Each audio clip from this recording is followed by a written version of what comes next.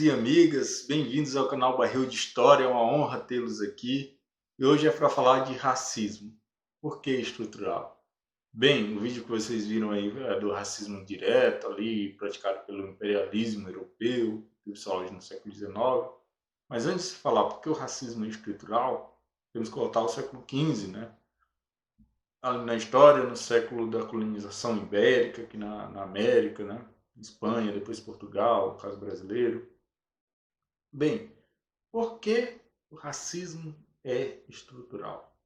Bem, Foucault tem um livro chamado Em Defesa da Sociedade que ele fala de algo chamado biopoder, que é um poder derivado simplesmente, né, construído socialmente, mas como seria um poder do branco, do europeu, eurocêntrico.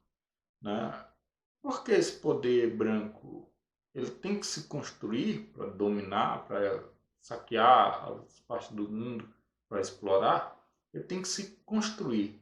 E se constrói como? Através de imagens, de livros, das escolas, do discurso religioso, de igreja da época, das instituições como o direito, a legalidade, o Estado, né, e tal.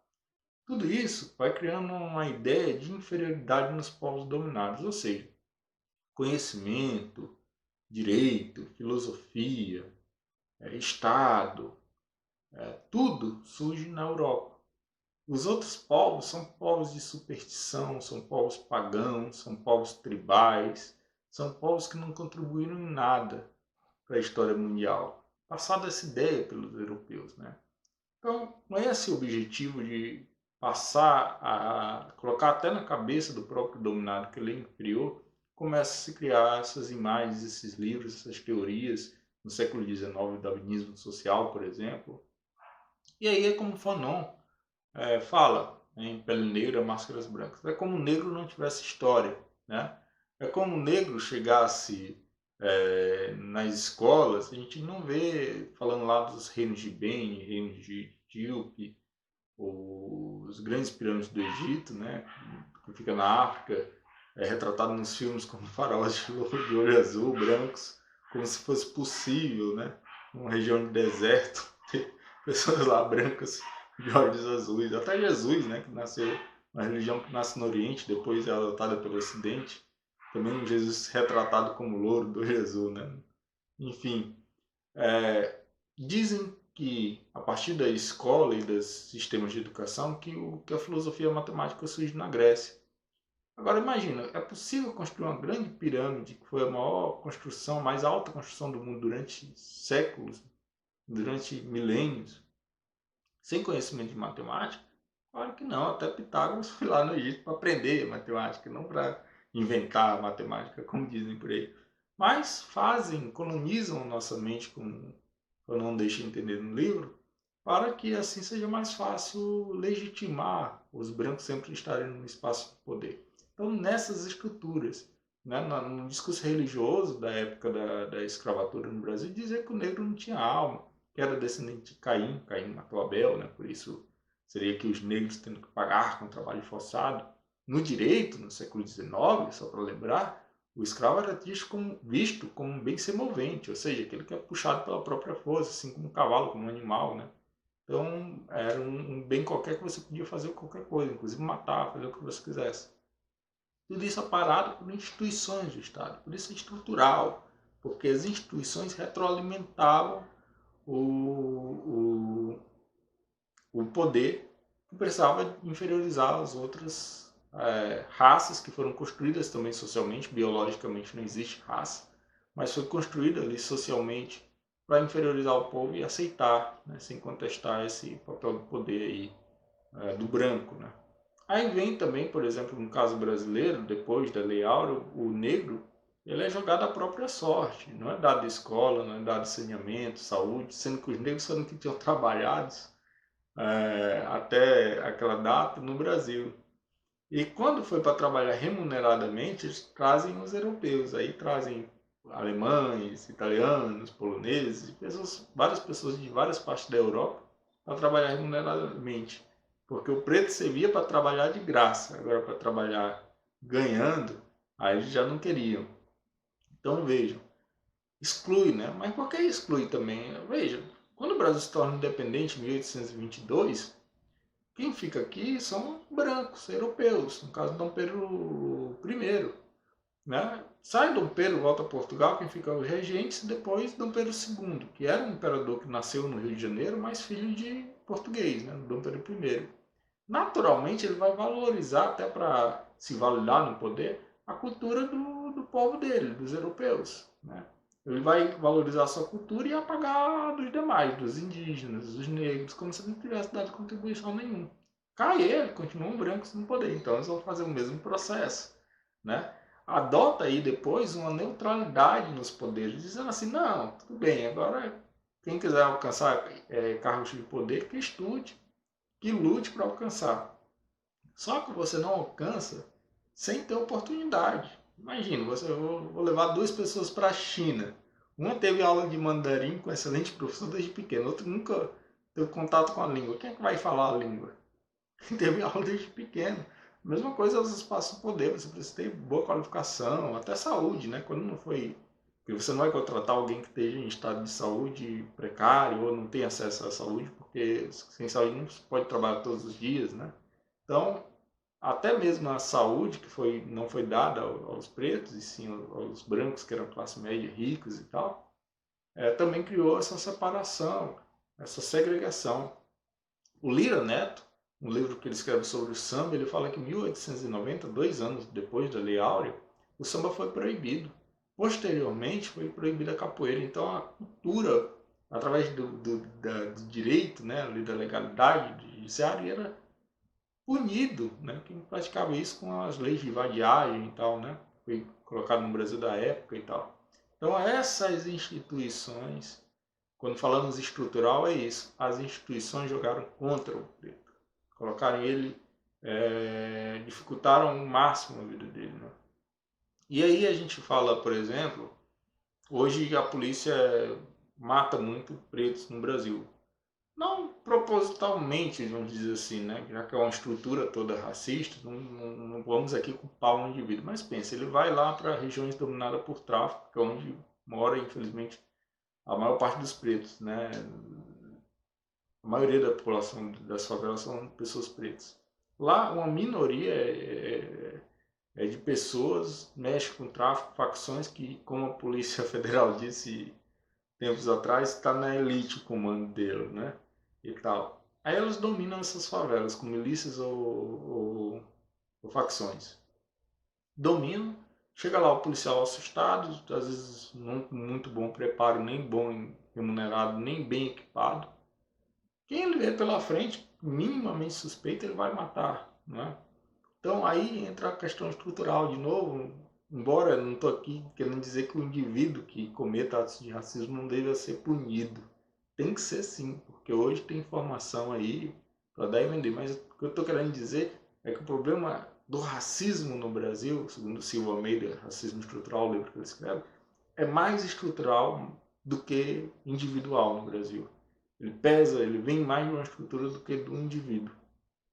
Veja a Fundação Palmares com Sérgio Camargo. Sérgio Camargo é preto, assim como eu sou preto, ele é preto, mas ele não representa as causas, a história, a representatividade preta. Ele está lá para apagar a história, né, preta. Ele tirou lá a personalidade negra, a, a Satã, né, que foi até homenageada pelo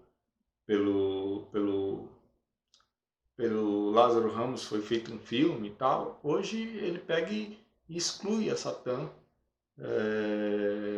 das personalidades negras. Então ele está lá para apagar a história, não para contribuir com a história, né, do povo africano. Além dele ser um cara que ele diz que não tem que ter dia de consciência negra, que não deve ter o Palmares, nem nada disso. Então é uma pessoa que não está lá representando nada. Ter só uma pessoa lá preto não é o suficiente. Temos que ter pessoas com consciência de raça e que tente, né, através também da população, que também tem que tentar mudar a estrutura. Eu penso do ponto de vista econômico, nosso país é um dos países mais desiguais do mundo, está entre os 10 países que mais concentram renda do mundo. Isso é ruim não só para o preto, É ruim para o país inteiro. Imagine os homens mais ricos do mundo, Jeff Bezos e o Bill Gates. Ou aqui no Brasil, José Safra e o Jorge Paulo Leite. Dê $100 para esses homens. O que eles vão comprar? Nada, já tem tudo. A conversa com ele é só bilhões, né? Que aí ele vai comprar outra empresa ou algo assim. Agora, dê $100 através de uma transferência de renda para um pobre. Ou oferecer emprego, renda para eles. Eles vão consumir, porque falta tudo a eles. Vão consumir, quando consumir, são coisas produzidas aqui no Brasil geralmente, né? Bens alimentícios e tal. Esse consumo vai fazer com que produza mais, produzindo mais, vai gerar mais emprego. Esse que está entrando no mercado de trabalho vai consumir mais, gerando um ciclo virtuoso para o nosso país. Então, a inclusão é tema do Brasil, não é tema só dos negros, não. Importa para todo o país, é bom para a nossa nação, para o nosso país. Né? Então, ter as mulheres pretas ganhando bem menos que os homens, isso é escandaloso. No nosso país não pode ser aceito. Ter os negros sendo a maioria no presídio, né? Sendo a população carcerária ali em maioria, em condições inumanas, não é bom também. Não porque não cometam, não quer dizer, né, aqui que eu esteja falando assim, eles não cometem crime. Não é isso. O que eu estou falando é que, primeiro, a minoria comete crime, mas o crime que é punido é só, às vezes, o crime de pobre, o crime que é cometido por pobre. O crime de colarinho branco, quando é punido por pouco tempo que o cara fica na cadeia, cheio de privilégio, com a cela única, enquanto o pobre com a cela lotada, em condições inumanas, com a cadeia dominada por uma facção, né? Então é isso que eu estou falando. Além de tráfico de drogas, é um crime altamente punido no Brasil, quando é para pequeno traficante ali, ou pequena quantidade de tráfico, porque o consumo de droga não é ilegal no Brasil, mas aí imagina, tem um limite ali entre consumo e tráfico. Se for uma pessoa preta, por toda essa estrutura, acaba sendo presa e ficando lá muito tempo numa cadeia, em condições terríveis e tal. Então é nesse sentido que nós falamos aqui. Estrutural, porque as instituições elas estão ligadas ao racismo de forma que elas retroalimentam o racismo e passam isso para a sociedade. Tem a ver muito com o colonialismo, com o imperialismo, né? Praticado por países europeus. E, além do mais, devemos lembrar, como fala o autor no livro Racismo Estrutural, que a maior das atrocidades feitas pelo racismo foi feita dentro da legalidade, dentro de instituições. Por exemplo, o apartheid ou apartheid na África do Sul, como queira chamar, as leis de Jim Crow nos Estados Unidos até a década de 1960, como foram apelidadas as leis segregacionistas nos Estados Unidos, o preto não podia entrar em algumas lojas, em restaurantes, só podia andar no banco de trás de ônibus, etc. Várias leis segregacionistas assim. Na África do Sul, proibição de sexo entre brancos e negros. Tudo isso foi feito por instituições e privando, né, de oportunidade nesses países e no Brasil também. Como a gente já falou, por uma questão de dominação.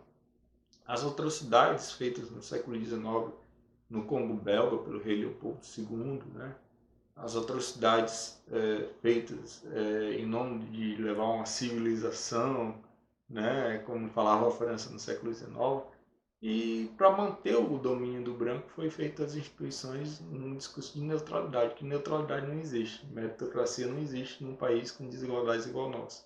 Colocamos aí 520 anos, só temos 132 anos de lei áurea, né? 520 anos contando a história do Brasil, né?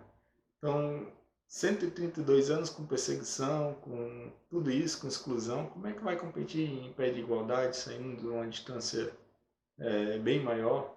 E como a Angela Davis fala, numa sociedade racista como a nossa, não basta não ser racista, tem que ser antirracista. Ou seja, como o Mário Sérgio Cortella uma vez falando em uma das suas palestras, falando, olha, se tem dois garotos com uma diferença de idade acentuada, brigando, eu não lembro a idade que ele colocou nos meninos, mas vou colocar aqui que seja 15 e 10 anos. Se você vou ser neutro, não vou interferir na briga deles. Você já tomou partido do que tinha 15 anos. Porque é óbvio, pela diferença de idade, o que de cara de 15 tem muito mais vantagem e possibilidade de ganhar a luta. Então não existe neutralidade.